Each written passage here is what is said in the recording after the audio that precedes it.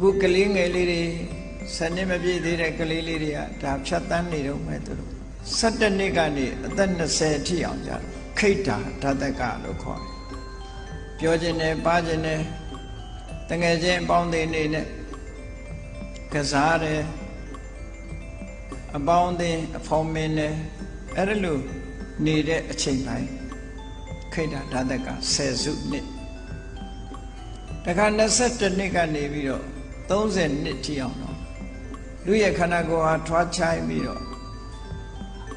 ကျမ်းမာဝါဖြိုးပြီးအလှတိုးတဲ့အရွယ်လို့ဒီလိုဆိုတာဝဏ္ဏဓာတက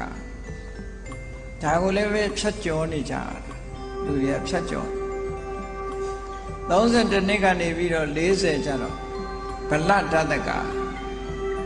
ခွန်အားတွေပြည့်ဝပြီးတော့လာတယ်ဒါက42နှစ်က50နှစ်ကျတော့ဆင်ញင်တုတ်တရားတွေကြီးမားလာတယ်ဘာလို့ဆင်ញင်တရားနဲ့လှုပ်လာကြအဲ့ဒါကြောင့်မလို့ပညာဓာတကဉာဏ်တွေထက်လာတယ်အဲ့ဒီအချိန်ဒီနှစ်ကိုလည်းပဲဖြတ်တန်းလာခဲ့တာအဲ့ဒီ50အထိအောင်ကျမ်းမာပဂတိရှိပြီးတော့လူဘဝမှာတရားတန်းကလူသားတွေဟာအဲ့ဒီအချိန်ဟာအကောင်းဆုံးဆိုလိုတာဖြတ်တန်းလာတဲ့အချိန်ကြီး50အထိအောင်အလုတ်လုံးလို့အစဉ်ပြေဆုံးပဲလို့အဲ့ဒီအချိန်တွေလှုပ်တင်လှုပ်ထိုက်တာတွေကိုမလှုပ်ဖဲနဲ့မေ့လျော့လျော့နေသွားမယ်ဆိုရင်50နှစ်က60နှစ်60အထိအောင်ဟာနိဓာတကရော့ကြလာပြီဘာတွေရော့တာတော့အင်အားတွေရော့လာတယ်နုပြုမှုတွေရော့လာတယ်သမင်းတွေဖြူလာတယ်သွားတွေကျိုးကျင်လာပြီပရေတွေတွန့်လာပြီရော့လာအစစရာရာရော့ကြလာအဲ့ဒီအချိန်ဟာလက်လမ်းမမီတဲ့ကိစ္စတွေရှိလာပြီလှုပ်တင်လှုပ်ထိုက်တာကိုလှုပ်တင်တဲ့အချိန်လုံးမမလှုပ်တင်ဘူးမလှုပ်ဘူးလို့မေ့လျော့လျော့နေလိုက်မယ်ဆိုလို့ရှင်ရော့ကျသွားတဲ့အချိန်ပိုင်းမှာလှုပ်လို့ရှင်အောင်မြင်မှုကလည်းပဲရော့ကျသွားပြီသူပြောတာနော်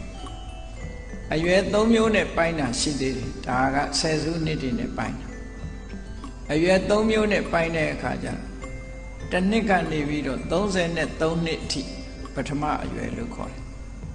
33နှစ်က66နှစ်ကိုဒုတိယ34နှစ်က66ကိုဒုတိယအရွယ်အဲ့ဒီကနေ69ထိအောင်တတိယအရွယ်လို့ဒီလိုပြောတာတရားဟိုဘက်ရောက်ရင်အရွယ်လွန်သွားပြီလို့ပြောတာပေါ့အဲ့ဒီမှာပထမအရွယ်မှာစီးပွားရှာရင်ပထမတန်းတထေးဖြစ်တယ်အောင်မြင်မှုဟာကြီးမားတယ်ပညာရှာလို့ရှိရင်လည်းထက်တန်းကြကြတတ်မြောက်နိုင်စီးပွားရှာရင်ထိတ်တန်းတထေးဖြစ်မယ်ပညာရှာရင်ထိတ်တန်းပညာရှင်ဖြစ်မယ်အေးလူလောကကိုစွန့်ခွာပြီးတော့တရားဓမ္မကျင့်ကြံကြိုးကိုအားထုတ်မယ်ဆိုယဟန္တာအဆင့်ထိအောင်ဖြစ်ဒီလိုဆိုတော့ပေါ့ဟုတ်ပြီ33နှစ်မှပျော်လို့ပါလို့လှုပ်တင်လှုပ်ထိုက်တာတွေမလှုပ်ဘူးဖင်နွယ်နေတယ်34နှစ်ကြာမှအလုတ်စားတော့မယ်ဆိုရင်အေးစီးပွားရှာရင်လည်းဒုတိယတန်းပဲဖြစ်တော့မှာပထမတန်းမဖြစ်တော့34နှစ်ကနေစပြီး66နှစ်ထိအတွင်းမှာဒုတိယတန်းတထေးပဲဖြစ်မယ်မကြည့်ပွားနိုင်ဘူးလို့ရော့ကျလာတဲ့သဘောကိုပြောတာเนาะနောက်တစ်ခါ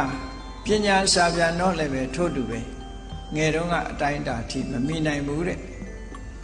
တရားဓမ္မကျင့်ကြံကြိုးကိုအားထုတ်မယ်ဆိုရင်လည်းယဟန္တာအဆင့်ထိမရောက်တော့ပဲနဲ့သက္ကရာကံအနာကံအဆင့်လောက်ပဲဖြစ်မယ်ရော့လာတဲ့သဘောတွေကိုပြောပြတာအဲ့ဒါကြောင့်မို့လို့ရှင်ပါကုလမထေရမြတ်ကဆုံးမစကားပြောတာယောပုပ္ပိကရဏီယာနိကျွတ်တူတင်းတင်းစောစောစီစီလှုပ်တင်လှုပ်ထိုက်တဲ့အချိန်မှာလှုပ်ရမှာတွေကိုပစ္ဆာသောကာတုမိတ်စတိနောက်ကျမှလှုပ်ချင်နောက်ကျမှလှုပ်ချင်တယ်ဆိုတာကြည့်နေဝင်မှစပါးလှမ်းတယ်ဆိုတာမျိုးလို့နေဝင်မှအဝတ်တွေထုတ်လှမ်းတယ်ဒါမျိုးဆိုလိုတာအချိန်လွန်သွားတဲ့အခါမှာအလုပ်လုပ်ဖို့ကြိုးစားပြီဆိုလို့ရှိရင်နောက်ကျသွားပြီတို့ပြောတာအဲ့ဒါလို့နောက်ကျသွားမှလို့ရင်ဒုက္ခသောဒန္တတိဌာနာ ချမ်းသာဒုက္ခရဖို့အခြေအနေတွေအလုံးပျက်စီးသွားပြီတဲ့သူပါအောင်မြင်မှုအခြေအနေတွေပျက်စီးသွားပြီမိုးလွန်မှထွန်ချဆိုတာအဲ့ဒါမျိုးဟာနောက်ကျပစ္ဆာစာအနုတ္တပတိဘာမှမဖြစ်တော့တဲ့အခါကျတော့ငါမလုံးမိတာမှားလေခြင်းမလုံးမိတာမှားလေခြင်းဆိုပြီးနောင်တပူပန်ယုံမဲ့ချန်တော့တယ်လို့ဒါရှင်ဘာကုလမထေရမြတ်ကဒီမိမိရဲ့သတင်းသုံးပေါ်တွေပတ်ဝန်းကျင်တရားတော်မှာဆုံးမစကားပြောခဲ့တယ်အလွန်မှတ်သားစရာကောင်းတယ်ဘုန်းကြီးတို့တပည့်ကြိုကြိုတင်တင်လုပ်ရမယ့်အလုပ်စီးပွားရှာမလားတရားအထုတ်မလားစီးပွားရှာမယ်ဆိုရင်လည်းကြိုကြိုတင်တင်လုပ်ရနောက်ကျရင်မရဘူးလို့သူပြောတရားအထုတ်မှဆိုရင်လည်းငယ်တုန်းရွယ်တုန်းတန်တုန်းမြန်တုန်းမှအထုတ်ရတက်ကြီးမှဆိုရင်ရော့သွားရှင်းတော့ကသူတော်ကောင်းတွေကပြောတယ်စရာဇစ္စရိတဟွန်တိဟထပါဒအနတ္တဝါအိုမင်းလာတဲ့ပုဂ္ဂိုလ်ဟာသူ့လက်သူ့ခြေတောင်သူ့စကားနားမထောင်ဘူးတဲ့ပြကြီးတဲ့ပုဂ္ဂိုလ်တွေနားလဲစကားကလက်ကလည်းကိုယ်စကားနားမထောင်ဘူးတဲ့ခြေထောက်ကလည်းနားမထောင်ဘူးဆိုဟုတ်တယ်တက်ကြီးလာပြီဆိုရင်ခြေထောက်ကဒီနေရာချမယ်လို့ပြောပြီးဟိုနေရာကျရင်ကျလက်မြောက်ဖို့ကြိုးစားပြီးမြောက်လို့ရကြမှာရဒီလိုဆုံးလို့တာပေါ့ဒရိမ့်တရားကြီးနေဖြစ်ကုန်သူများကကိုယ်စကားနားမထောင်တာအသာထားကိုယ်လက်ကလည်းကိုယ်စကားနားမထောင်ဘူးကိုယ်ခြေကလည်းကိုယ်စကားနားမထောင်ဘူးကိုယ်မျက်လုံးကလည်းကိုယ်စကားနားမထောင်ဘူးကိုယ်နားကလည်းကိုယ်စကားနားမထောင်ဘူးနော်ဟထပါဒအနတ္တဝါအဲ့ဒါလို့ဖြစ်လာလို့ရှိရင်အင်အားတွေကုန်းလာတဲ့ပုဂ္ဂိုလ်တယောက်ဟာဘယ်လိုလုပ်ပြီးတော့တရားကျင့်လို့ရတော့မလဲဒီလိုပြောတာနော်အသက်ရွယ်ကြီးမှတချို့ကငယ်သေးတယ်ငယ်တော့တော့ပြောပါပါနေတက်ကြီးတော့မှတရားကျင့်တာပေါ့ဆိုတဲ့အတွေးတွေမှားယွင်းတဲ့အတွေးတွေပဲရှင်ဘာကုလဆုံးပါတယ်မင်းတို့ငယ်ငယ်ရွယ်ရွယ်လုံးအောင်မဲ့လုပ်ကိုငယ်ငယ်ရွယ်ရွယ်လုပ်ကြီးမှလုပ်မယ်လို့မစင်စားနဲ့တဲ့ကြီးမှလုပ်မယ်လို့စဉ်းစားလို့ရှိရင်ရမှာမဟုတ်ဘူးတဲ့မရရုံနဲ့မကဘူးနောင်တပူပန်မှုတွေနဲ့နေရလိမ့်မယ်လို့ဒီလိုတတိပေးဆုံးမလားဘယ်ကိစ္စမှာပဲဖြစ်ဖြစ်ဒါရှင်ဘာကုလရဲ့ဆုံးမစကားတစ်ခုနောက်တစ်ခုလောကလူတွေဟာအပြောနဲ့အလုပ်ကိတ်ညီခဲ့ယထာဝါဒီတထာဂါဒီပြောတာကတခြားလုပ်နေတာကတခြားဒါမျိုးတွေလည်းအလွန်များတယ်ဒါကြောင့်မို့တတိပေးတဲ့အနေနဲ့ရှင်ဘာကုလအဆုံးမစကားပြောတယ်ယံဟိကရိယာ